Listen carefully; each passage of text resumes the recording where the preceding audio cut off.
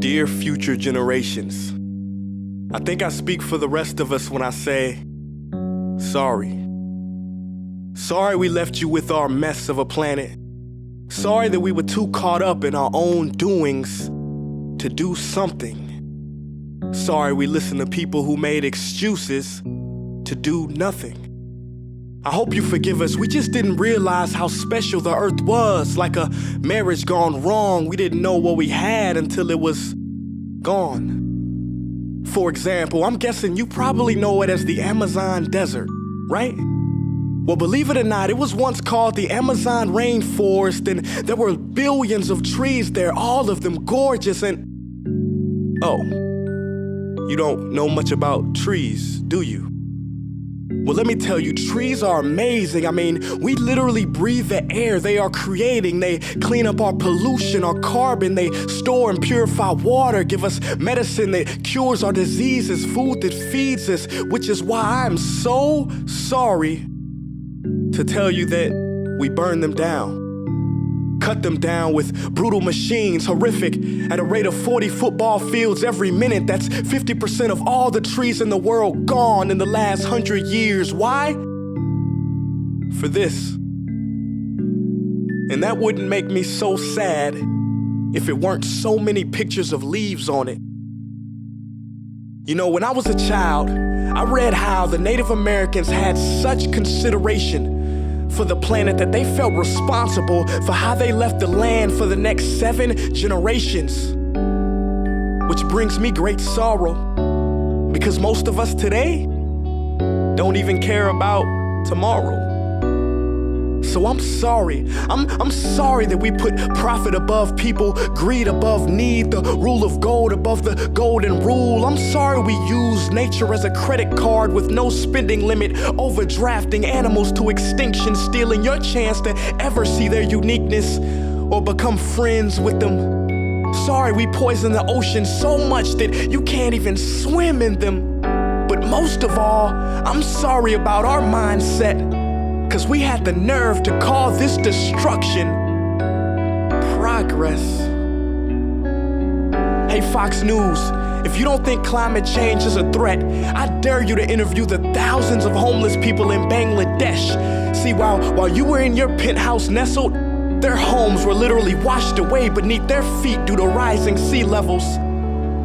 And Sarah Palin, you said that you love the smell of fossil fuels.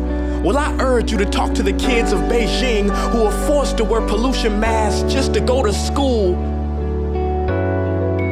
See, you can ignore this, but the thing about truth is, it can be denied, not avoided.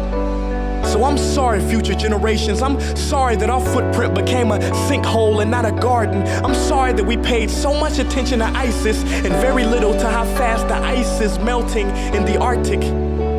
I'm sorry we doomed you, and I'm sorry we couldn't find another planet in time to move to. You know what? Cut the beat. I'm not sorry.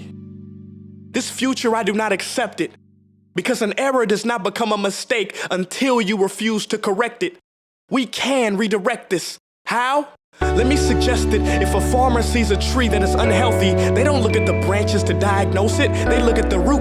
So like that farmer, we must look at the root, and not to the branches of government, not to the politicians run by corporations. We are the root, we are the foundation, this generation. It is up to us to take care of this planet. It is our only home. We must globally warm our hearts and change the climate of our souls and realize that we are not apart from nature, we are a part of nature, and to betray nature is to betray us. To save nature is to save us. Because whatever you're fighting for, racism or poverty, feminism, gay rights, or any type of equality, it won't matter in the least.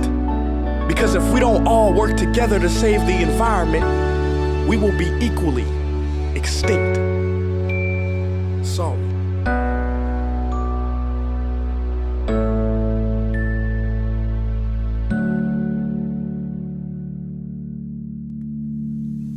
Hey guys, for the past several weeks, I've been here in Africa, the heart of Africa, witnessing the horrific destruction of the rainforest, which inspired me to write this piece. Why are forests being destroyed at such an enormous rate? For this, Today we live in a world where destroying trees makes you money. So what can we, normal people, do about it? One way to directly fight the destruction is to stand for trees. By standing for trees, not only can you save the lives of trees, help forest communities, and protect the rights of animals to live in their homes, but you will also balance the amount of pollution that you yourself give off with your everyday activities, making you a part of the solution and not the problem. This is the option that I chose. But whatever way that you choose to stand for trees, do it. Because a wise man once said, when the rivers are all dried up and the trees cut down, man will then realize that he will not be able to eat money.